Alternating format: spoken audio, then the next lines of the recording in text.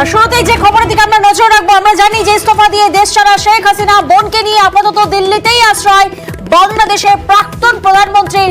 তবে এবার যে তথ্য সামনে আসছে যে হাসিনার পরবর্তী গন্তব্য কি ইউরোপ, এই প্রশ্নটাই সামনে আসছে। প্রতিনিধি মৈত্রী এই মুহূর্তে আমাদের সঙ্গে রয়েছেন। মৈত্রী, ঠিক কি জানা যাচ্ছে? দেখো, এখনো পর্যন্ত একটি উচ্চ পর্যায়ের সূত্র থেকে আমরা যে খবর জানতে পেরেছি যে অল্প আর 48 ঘন্টার মধ্যে ইউরোপের কোনো দেশে রওনা হতে পারেন শেখ হাসিনা। দেখো, সেই সম্ভাবনার কথা কিন্তু আগেই শোনা যাচ্ছিল, ফিনল্যান্ডের কথা সম্ভাবনা শোনা যাচ্ছিল, শেখ হাসিনা যাওয়ার সম্ভাবনা সেটা এক্সপ্লোর করে দেখা হচ্ছিল।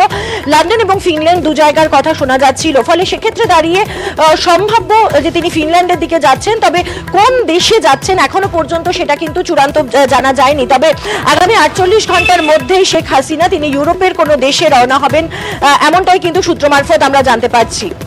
বেশ, আরো একবার আমাদের দর্শকদেরকে জানিয়ে রাখি, শেখ হাসিনা যেমনটা জানা যাচ্ছে যে এরপরে কিন্তু ইউরোপ যেতে পারেন কিনা, এই গন্তব্য ইউরোপ কিনা, এই প্রশ্নটাই সামনে আসছে। তবে আগামী 48 ঘন্টা অত্যন্ত গুরুত্বপূর্ণ। আগামী 48 ঘন্টায় ভারত ছাড়তে পারেন শেখ হাসিনা। কাল বাংলাদেশ ছেড়ে ভারতে আসেন শেখ হাসিনা এবং এরপরেই সেই প্রশ্নটাই উঠছিল শেখ হাসিনার গন্তব্যস্থল নিয়ে। তবে যে তথ্য সামনে আসছে, আগামী 48 ঘন্টায় ভারত ছাড়তে পারেন শেখ হাসিনা।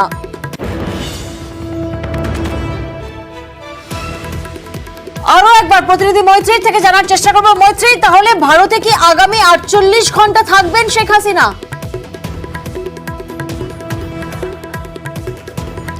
দেখো, যদি সেরকম হয় যে আগামী 48 ঘন্টার মধ্যে শেখ হাসিনা ফিনল্যান্ডে উড়ে যাবেন, সেক্ষেত্রে তিনি ভারতে থাকার সম্ভাবনাই কিন্তু প্রবল। তার কারণ গতকাল তিনি যখন এসে পৌঁছেছিলেন, প্রথমে শোনা যাচ্ছিল যে তিনি উড়ে যাবেন লন্ডনের উদ্দেশ্যে এবং সেখানে একটি প্রাইভেট জেটে তার উড়ে যাওয়ার সম্ভাবনা শোনা যাচ্ছিল। কিন্তু গতকাল রাতেই এটা কনফার্ম হয়ে যায় যে তিনি লন্ডন যাচ্ছেন না এবং সেক্ষেত্রে ফিনল্যান্ড যাওয়ার একটা সম্ভাবনার কথাও কিন্তু শোনা যাচ্ছিল। কিন্তু এখনো পর্যন্ত যেটা জানা যাচ্ছে যে আগামী 48 ঘন্টার মধ্যে দেশ ছাড়তে পারেন শেখ হাসিনা।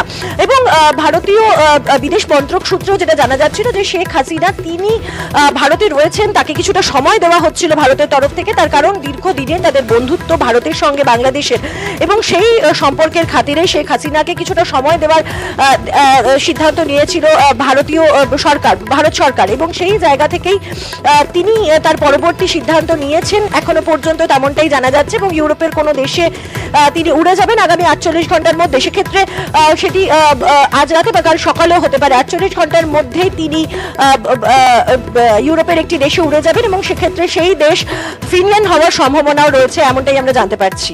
বেশ।